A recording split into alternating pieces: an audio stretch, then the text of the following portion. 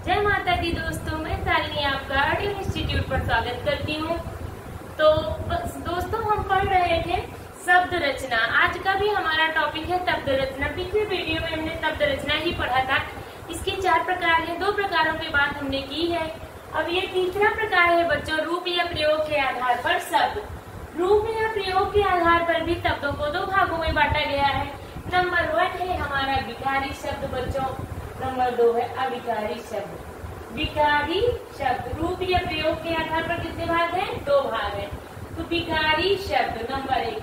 विकारी शब्द बच्चों वह शब्द होते हैं जिनमें लिंग, वचन, काल और पुरुष के अनुसार परिवर्तन किया जा सके, उन्हें हम विकारी शब्द कहते हैं। या यूँ कह सकते हैं ऐसे शब्द जिनमें लिंग, वचन, पुरुष, काल के हिसाब से विकार उत्पन्न किया जा सके या परिवर्तन किया जा सके, उन्हें हम विकारी शब्द कहते हैं। विकारी शब्द में बच्चों संज्ञा, सर्वनाम, क्रिया, विशेषण आते हैं। इनके एग्जाम्पल लेते हैं। एक एग्जाम्पल से समझते हैं। जैसे बोल रहे हैं लड़का पढ़ रहा है, लड़का पढ़ रहा है। अब इसको हम ये भी लिख सकते हैं कि लड़की पढ़ रही है, तो लिंग के हिसाब से परिवर्तन हो गया, लड़की पढ़ रही है। या कुछ भी लिख सकते हैं, वह कल जाएगा, वह कल नहीं जाएगा, समय के अनुसार परिवर्तन। तो जितने जो है लिंग, वचन, कारक, पुरुष के काल के हिसाब से परिवर्तन हो जाए, उन्हें हम विकारी शब्द कहते हैं। नंबर 2 आता है बच्चों अविकारी शब्द। हमने एक वीडियो में विकारी अविकारी शब्द बहुत अच्छे से पढ़ा हुआ है। तो नंबर 2 हमारा आता है अविकारी शब्द। अविकारी शब्द बच्चों वो शब्द होते हैं जिनमें लिंग, वचन, काल के हिसाब से कोई भी परिवर्तन नहीं किया जा सकता है, उन्हें हम अविकारी शब्द कहते हैं।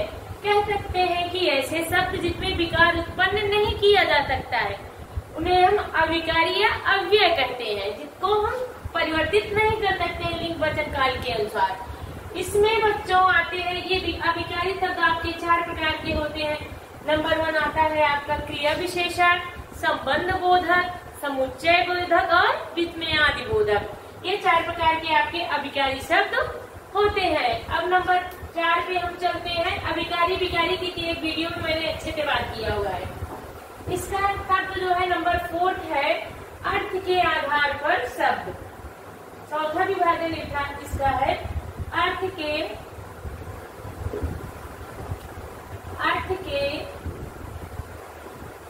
आधार पर शब्द। अर्थ के आधार पर शब्द बच्चों ये भी कई प्रकार के होते हैं। एक एक करके हम देखते हैं। इसमें होता है एकार्थी शब्द, अनेकार्थी शब्द, समानार्थी शब्द और विपरीतार्थी शब्द। तो कुल मिला के ये 4 प्रकार के होते हैं। एक एक करके सबको देखते हैं। तो नंबर 1 अर्थ के आधार पर हमारा शब्द होगा एकार्थी शब्द। एकार्थी शब्द। एकार्थी शब्द वो शब्द होते हैं बच्चों ऐसे शब्द जिनका एक ही अर्थ हो, उन्हें हम एकार्थी शब्द कहते हैं। जैसे हो गया पटना, गंगा, पटना, सॉरी, राधा, मोहन, लाहौर। तो जिनका एक ही अर्थ हो उन्हें हम एकार्थी शब्द कहते हैं। नंबर 2 आता है हमारा बच्चों अनेकार्थी शब्द।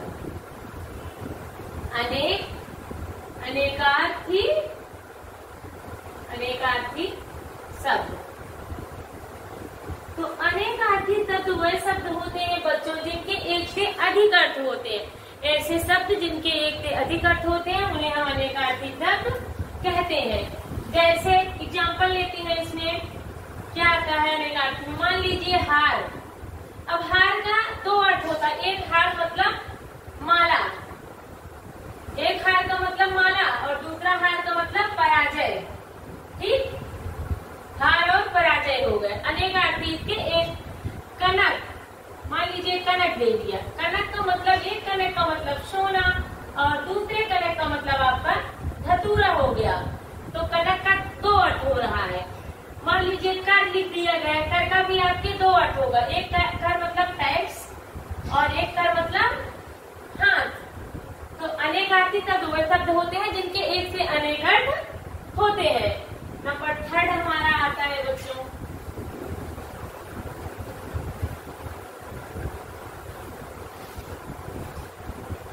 नंबर 3 पे हमारा आता है समानार्थी। नंबर 3 पे हमारा आता है बच्चों समानार्थी शब्द। तो समानार्थी शब्द बच्चों वो होते हैं जिनको हम कह सकते हैं पर्यायवाची शब्द।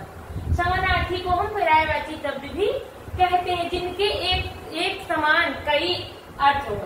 समानार्थी का मतलब समान अर्थ वाले कई शब्द हो, तो उन्हें हम समानार्थी शब्द कहते हैं। जैसे आकाश का ले लेते हैं हम, तो आकाश का एक से अधिक क्या क्या अर्थ होता है? नभ मतलब आकाश, गगन मतलब आकाश, आसमान मतलब आकाश। बादल का ले लेते हैं, मेघ ले लीजिए, जलद ले लीजिए, वारिद ले लीजिए, कंद ले लीजिए, ऐसे ही चंद्रमा का ले लीजिए, कमल का ले लीजिए। कितनी भी पर्यायवाचियां हैं जिसके एक से अनेक अर्थ होते हैं। नंबर 4 पे बच्चों हमारा आता है इसमें नंबर 4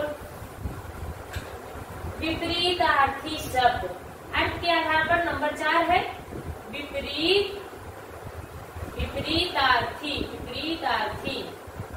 विपरीतार्थी शब्द। विपरीत का मतलब होता है बच्चों विलोम। इसको हम क्या कह सकते हैं? विपरीतार्थी शब्द को हम विलोम शब्द भी कह सकते हैं। विलोम मतलब होता है बच्चों अपोजिट, ऐसे शब्द जिनका अर्थ एक दूसरे से भिन्न हो या विपरीत हो, उन्हें हम विपरीतार्थी शब्द कहते हैं। जैसे एग्जाम्पल के रूप में हम लेते हैं, एग्जाम्पल में हमारा क्या हो जाएगा? लाभ हानि, ये आपका क्या है? विपरीतार्थी शब्द है। पाप पुण्य, धरती आकाश, सही का विपरीत क्या हो जाएगा? उल्टा। सही का गलत। तो ऐसे शब्द जिनके अक्षर विपरीत हो, विलोम हो, उन्हें हम विपरीतार्थी शब्द कहते हैं। लाभ हानि, सही गलत, पाप पूर्ण, धरती आकाश और भी ऐसे तमाम हैं विपरीतार्थी शब्द। तो उम्मीद है कि ये शब्द रचना आप लोगों को समझ में आई होगी। धन्यवाद।